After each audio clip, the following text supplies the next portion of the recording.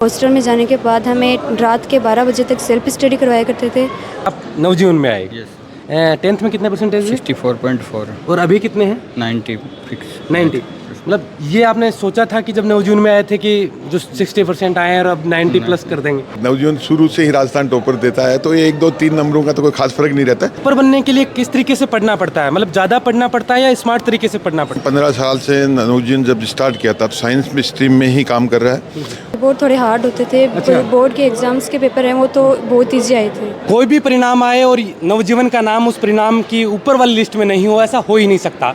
आज हमारे साथ रौनक हैं जो 99% लेकर 12th में सीकर ही नहीं राजस्थान में अपना नाम किया है, और इसी से जानेंगे कि इस परिणाम के बाद में इसके जीवन में क्या बदलाव आने वाला है। सबसे पहले तो बधाई हो आपको कि 99% लेके आए हैं। कैसा फील हो रहा है?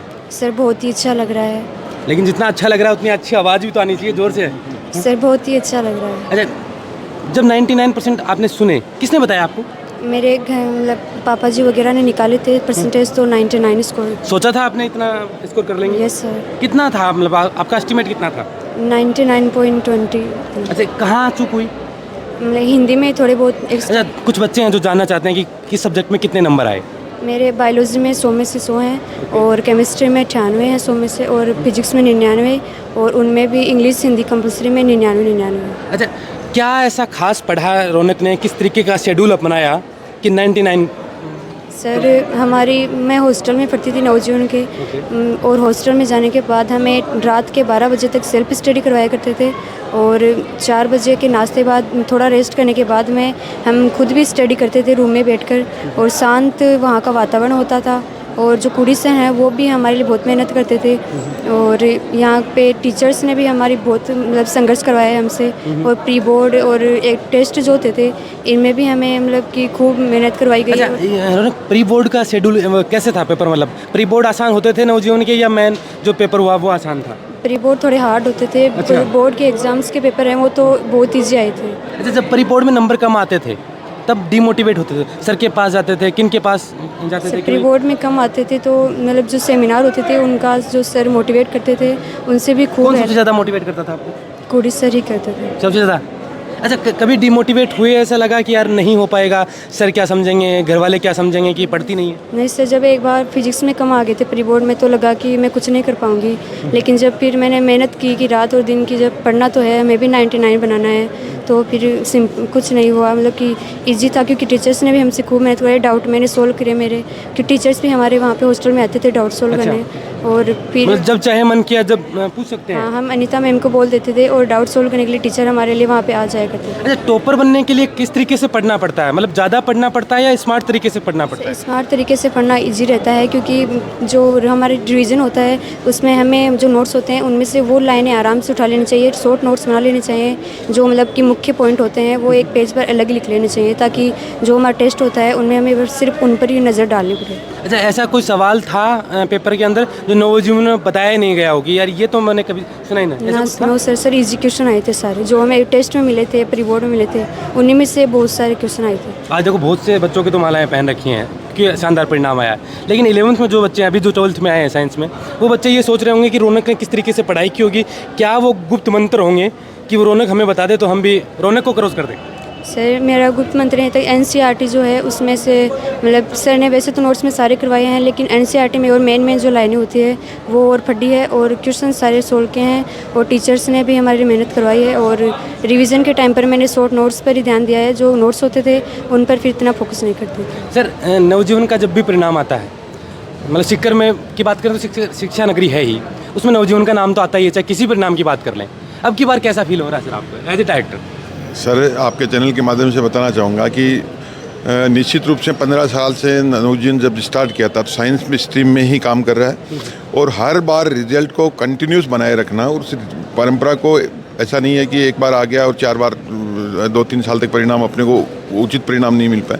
नवजीवन का कंटिन्यूस परिणाम रहता है, केवल साइंस स्ट्रीम में काम करता है, टीम वर्क के साथ और बच्चों के साथ, और मैं खुद साइंस स्ट्रीम से हूँ, तो निश्चित रूप से जो शुरू से काम किया था, जिन बच्चों को जैसे जैसे तैयार करना शुरू किया था, उसी परंपरा को नवजीवन की टीम, नवजीवन के विद्यार्थी जो आते हैं उसी परंपरा को निभाते हुए चले जाते हैं। गुरुकुल पद्धति से उनको पढ़ाना, एक एक चीज़ का ध्यान रखना, और उनकी परिपक्वता के लेवल को 2-3 साल पहले डेवलप करना, ये बहुत ज़रूरी होता है। उस काम को हम बखूबी करने का प्रयास करते हैं और फिर उसका ईश्वर परिणाम हमें अच्छा देता है। निश्चित रूप से इन बच्चों की मेहनत है, वो पूरी जितनी मेहनत इन्होंने की है उतना परिणाम इनको मिलता है। 99% ये लेके आइए। 0.80 का अंतर था कि यानी कि 4 नंबर वो होता तो फिर राजस्थान में वो 5 टॉपरों में एक ये नवजीवन शुरू से ही राजस्थान टॉपर देता है, तो ये 1, 2, 3 नंबरों का तो कोई खास फर्क नहीं रहता है। सब बच्चों की कंटिन्यूस मेहनत है। ये तो क्या उस समय आपका टाइम कैसा है।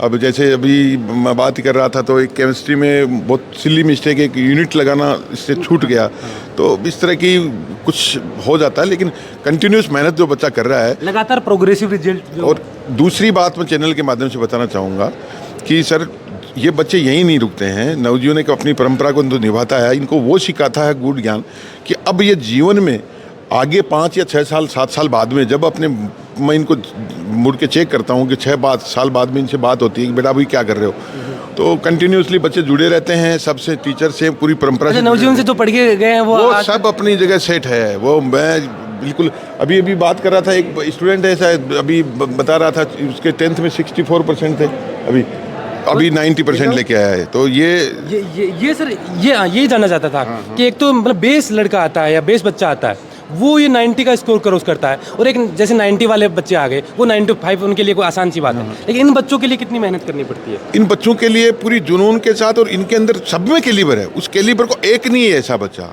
आप आज पूरी इसका यदि आप 10th और 12th का कंपेरेटिव स्टडी करेंगे तो नवजीवन का एक भी स्टूडेंट है वो 20-25-30% की बढ़ोतरी करता है, और वो कुछ सीख के जाता है जीवन में कि यार वो हनुमान जी को जैसे अंगद ने शक्ति याद दिलाई थी, तो वैसे इनके अंदर से वो कैलिबर ढूंढ के लाते हैं, शक्ति याद दिलाते हैं कि यार तुम कर सकते हो बेटा, तुम्हें है वो तुम्हें मादा है, देखो होता जा रहा है। एक टेस्ट के बाद, हर टेस्ट के बाद आप कंटिन्यूसली करते हो तो फिर वो बच्चे में वो आ जाता है कि यार मैं कर सकता हूँ। और जिस दिन कोई बच्चा ये सीख गया तो कोई भी कालिदास बन सकता है। बिल्कुल, कुछ भी मुश्किल नहीं है, मुश्किल नहीं होता है। तो ये पकड़ने की ज़रूरत होती है।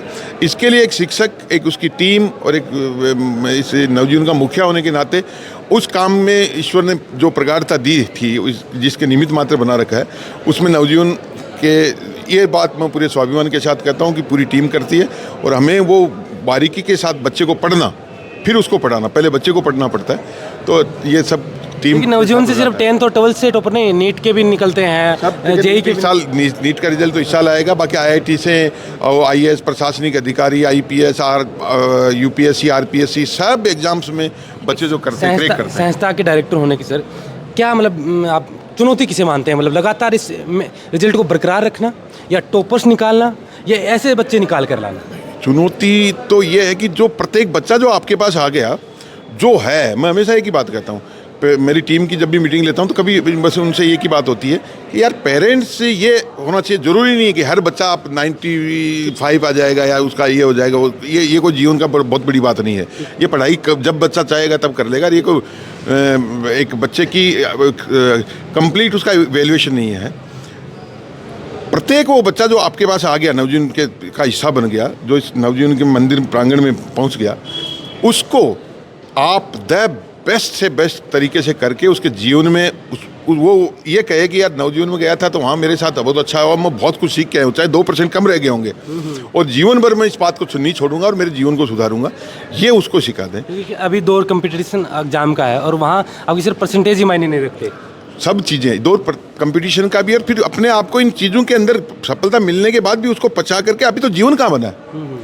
एक लाइफ की कंप्लीट यदि डेस्टिनेशन में ये देखे तो बच्चा 5 या 7 साल के बाद में ये देखे कि यार मैंने जर्नी यहाँ से शुरू की थी, तो पहला मंदिर जो मुझे मिला था जिसमें मुझे जीवन की शुरुआत की थी, तो वहाँ से जर्नी शुरू करने के बाद में उसका कितना बड़ा योगदान है। तो उस योगदान को वो बच्चा भूलता नहीं है कभी भी, कि बाकी तो चलता रहता है सब कुछ जीवन में, ऊपर अप डाउन आता जाता रहता है। तो ये जो गुड संस्कार हैं और बच्चे के अंदर एक टीचर्स के प्रति और जो सिस्टम के प्रति और मेरे प्रति जो सम्मान मैं उसकी आंखों में देखता हूँ, वो सबसे बड़ी उपलब्धि है और वो ही चुनौती है उसको बनाए रखना। अभी 5 नंबर का दूरी है 100 of 100 से।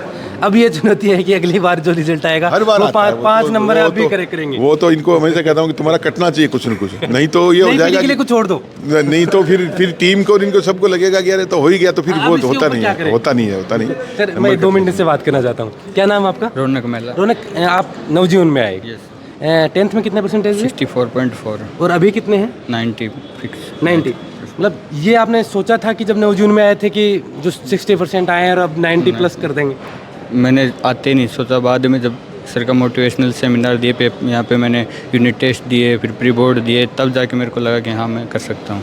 अच्छा, मतलब ये अंदर का जोश है ना, जो खुद का कॉन्फिडेंस है, ये कहाँ से बिल्ड होता है? मतलब कौन सी बातें होती हैं जिससे ये कि मैं कर जाऊँगा? सर मोटिवेशनल सेमिनार जो सर डायरेक्टर सर लेते हैं। अच्छा, क्या बताते हैं? कुछ बातें बताओ ना, बहुत से बच्चे सुनना चाहते हैं। सिर्फ बच्चों के पहले जैसे मेरे जैसे बच्चे हैं उनके बारे में बताते हैं कि ये बच्चा कर गया तो आप क्यों नहीं कर सकते, ये भी यहीं बैठ के बच्चा किया है, आप भी कर सकते हो।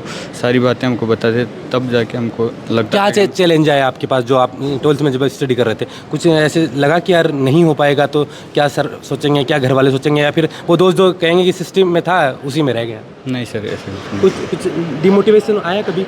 नहीं सर, आने नहीं दिया सर ने। आने नहीं दिया।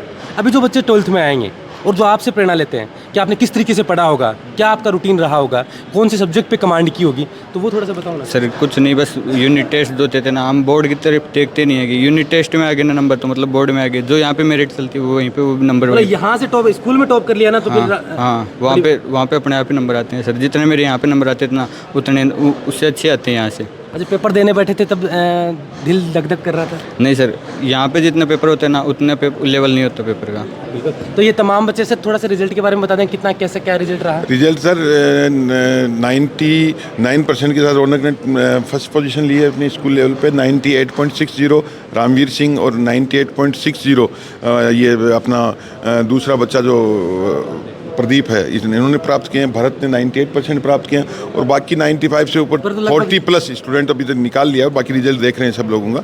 तो निश्चित रूप से परिणाम के मामले में तो ईश्वर कर रहा है अपना काम, कर रहा है। बहुत बहुत धन्यवाद सर। ये बच्चे हैं और इन्हीं बच्चों की बदौलत इस स्कूल का नाम होता है। ये डायरेक्टर सर हैं जो दिन रात मेहनत करते हैं इन बच्चों के लिए, ताकि राजस्थान ये देख पाए कि आने वाले समय में कैसे होनहार निकलते हैं। तो इन चेहरों को आप गौर से देख लीजिए, नवजीवन से ऐसे होनहार निकलते हैं। इस वीडियो को लेकर आपकी जो भी राय है कमेंट कर आप जरूर बताएं। आप देख रहे थे बोल हिंदुस्तान में अजय कुमार। नमस्कार।